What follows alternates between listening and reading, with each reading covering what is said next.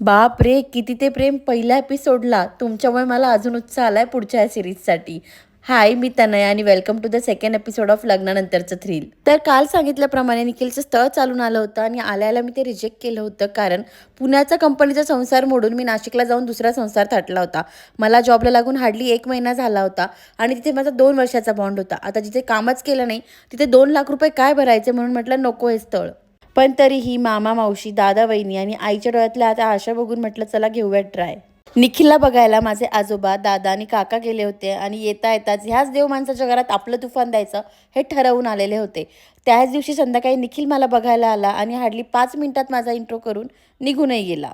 आता या 5 मिनिटाच्या भरोश्यावर हा काय होकार देतो म्हणून मी मजेत होती, बट तिकडनं होकार आला, पण मी आणि पप्पांनी म्हणून पूर्ण घोळ घातला. आता जॉबच्या नावाखाली लग्न मोडलं म्हणून मला आणि पप्पांना पूर्ण घरच्या निवाळीत टाकलं होतं. तरी हे लग्न कसं जमलं हे उद्याच्या एपिसोडमध्ये सांगते. बाय.